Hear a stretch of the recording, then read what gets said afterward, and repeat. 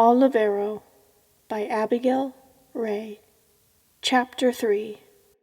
When the next month arrived, Anton was in more haste than ever, working from dawn until dusk, through the week before his new opera's premiere. The leading soprano attracted the attention of the masses. It usually did.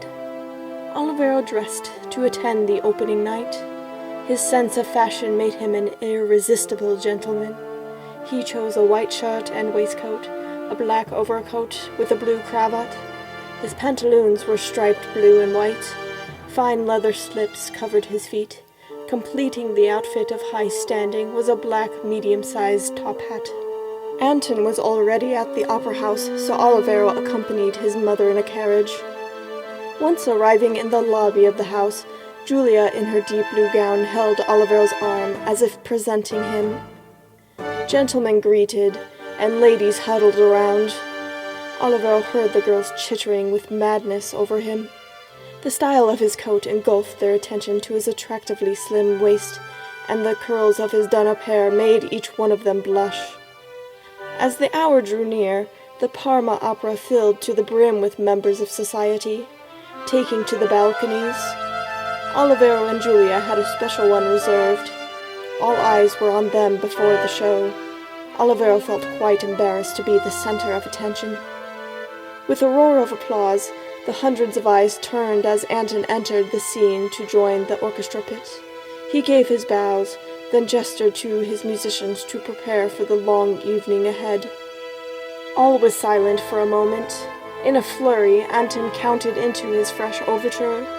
It started with intense chords, followed by bouts of silence. The crowd sat, transfixed by the wonders of melody and harmony, introducing them to the new production. Olivero had a different perspective. He lived around his father's music day and night. The appreciation for the piece was still present, but it was different in his ears than in that of the audience. In his own right, Olivero composed well, but he wasn't convinced that he'd ever live up to Anton's status as a master. Part of his lack of self-confidence was Anton's expectations and that of society. Olivero was happy with his guitar works and small orchestral pieces. People enjoyed his music, which was all that mattered to him.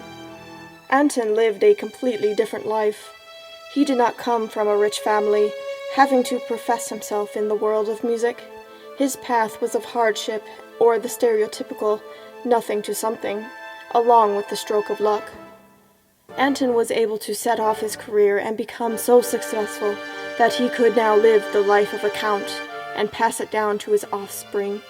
The comparison made Olivero feel as if he were not taking responsibility for himself. In theory, it should be an easy task, as he was born into a life of luxury. Anton expected him to fight as he had, but Olivero saw no sense in needless slaving to please other people to be the best. At times, Olivero wished to have not been brought up in such a high class. Anton always reminded him of how he should be grateful, but on the other side of the spectrum, Olivero had to obey the will of his parents in order to please society. From choosing the right clothes, how he picked up his silverware, and to the very steps he walked. Then appearing busy with his music to look hard at work. Not that Olivero wasn't a hard worker. He did his best. He was just fed up with the fake image that was being imposed upon him to make society happy. Turning his mind back into the present, after the overture, the curtains opened and the tale in song and acting began. The Water Nymph was an engaging plot where the crew of a ship embarked on a long voyage near Greece. A turbulent storm caused them to wash up on the shores of an unknown island. This particular island contained many caves that happened to be the home of mythical creatures. The crew did what they could to survive until they fixed their ship. They refrained from contacting the creatures as most tended to be dangerous.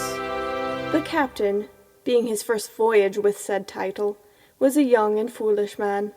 He happened across one of these mythical creatures, a beautiful woman, a water nymph, living in one of the caves. She captured all of the love within the man's soul. It was at the end of the first act that this water nymph appeared, the leading soprano. She came onto the stage dressed in Grecian attire. The gown flowed like a sparkling pond. Her blonde hair waved down her shoulders like seaweed. When this beauty began to sing, Olivero, in a rare moment, felt moved to look at the bill to find her name. Emelina, an elegant name for an elegant woman.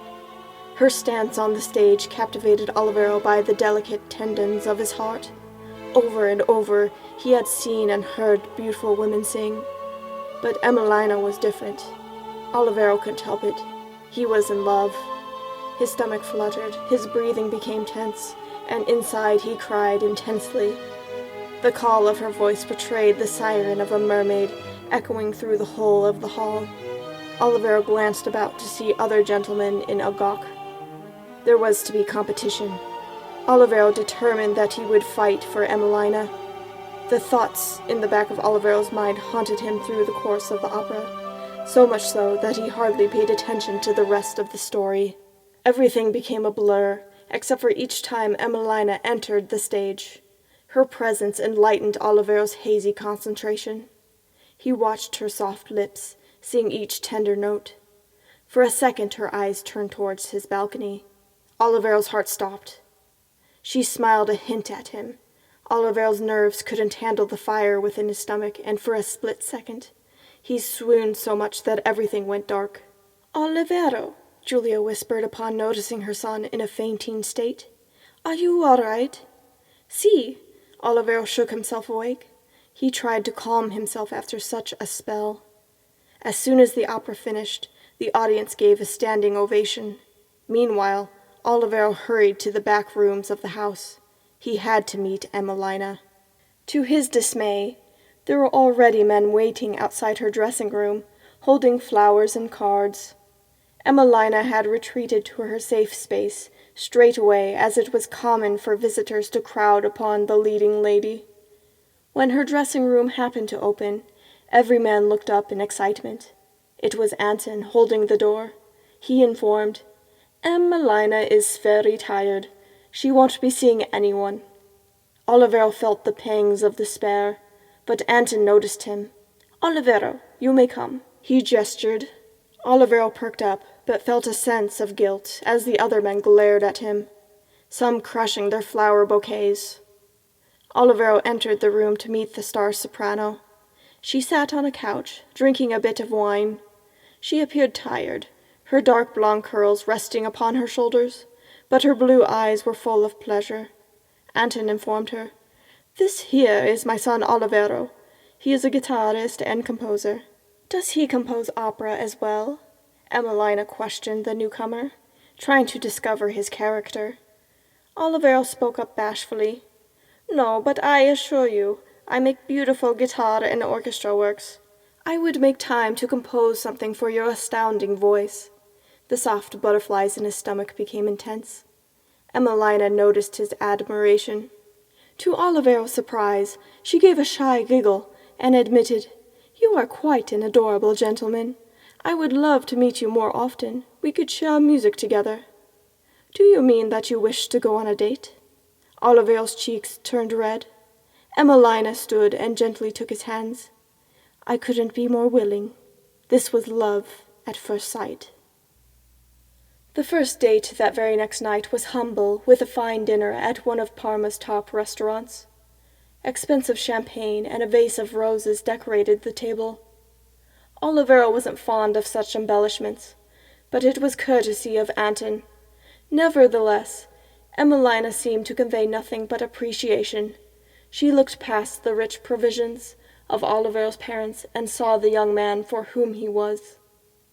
Olivero was astounded by Emelina's beauty, as she wore a light blue gown with silver jewelry to accompany. Even though she had captured him, he took a moment to slow down, knowing he needed to get to know her. "So where are you from originally, and how did you become a singer?" Olivero sipped some champagne. "A small village on the borders of Switzerland. I have been singing since I could remember. When I turned 15, my parents sent me to a music school in Milan, Italy, where I stayed for 5 years.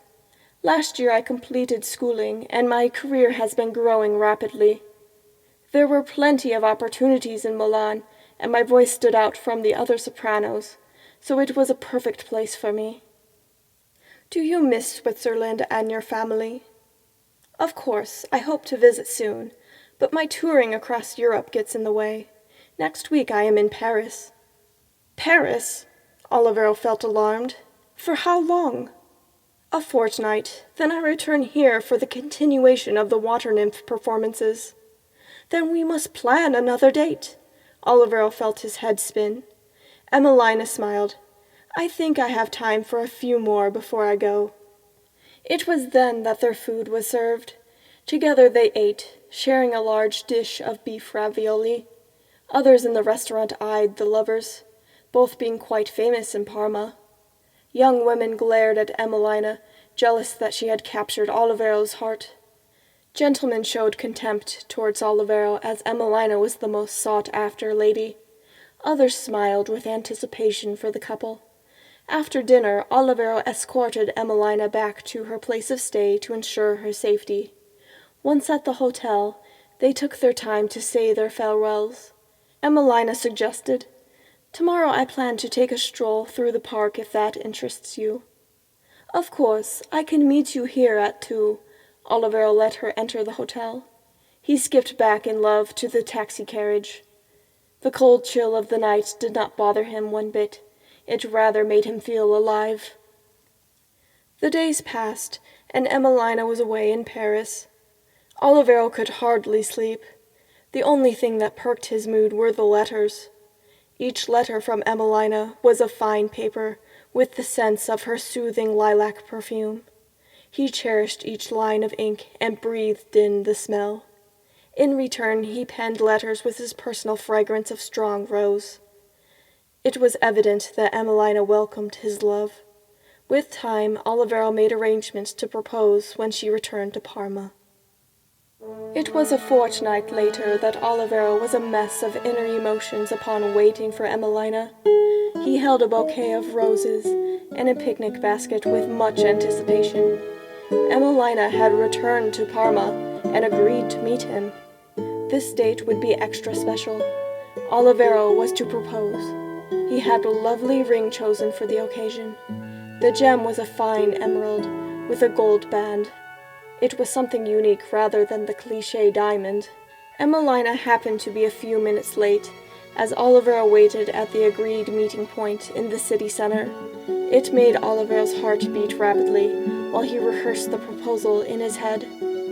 Finally, across the city streets, Emmelina appeared, wearing a most flowing dress. Once she reached Olivero, they strolled together towards the city park for their picnic. It took a couple of minutes to find a quiet spot with plentiful shade and fragrant flowers atop a small hill. Together they ate sandwiches and washed it down with wine. They spoke all through their lunch, catching up from their time apart. Emmelina spoke of the wonders of Paris. Olivero listened with interest, as he wished to visit someday. The sweet, ruddy wine began to get to their heads, and soon they were lying side by side in the grass. In a spurt of laughter, Olivero began to roll down the hillside, pulling Emmelina with him. They tumbled together, and at the foot, Emmelina landed atop Olivero. They froze in the moment, staring into each other's eyes. Emmelina then teased, but with serious meaning, "Give me a kiss." Olivero's heart fluttered as their lips met. Their pure smooch sent the essence of love within them. Olivero grasped Emmelina at the hips, holding her with tenderness as they mouthed in romance. The tall grasses and wildflowers hid them from onlookers. Emmelina held Olivero's waist in passion. She soon began pressing her kisses upon his chin to his neck. Olivero fell into a stun as the intoxicating moment developed. He never had a woman handle him in such a way. It came rather as a shock, especially from the woman of his dreams. He welcomed her bold moves, but just as he was content, thoughts of concern crept upon him. His parents would shun him if they saw him engaging in such actions before marriage. "Emmelina, darling, wait." Olivero gently held her back. Emmelina questioned while running her hand along the chest and belly of his waistcoat. "What is the matter?" "I think we should hold off this intensity for now." "Oh, my shy little dear, it's all right. I'm only kissing and touching." She continued to hold him at his sides. Olivero nodded, closing his eyes at the embrace. But his voice spoke. "Let me ask you something first." He grabbed the ring box from his pocket and presented the fine emerald. "Will you marry me?" Emelina's cheeks turned to a pink blush. Her eyes welled up with joy. Olivero's heart stirred as she ran her hands along his sides and rushed her lips to his. Her kisses moved along his face to his ear, where her words poured out like a fine wine. "Si, I shall."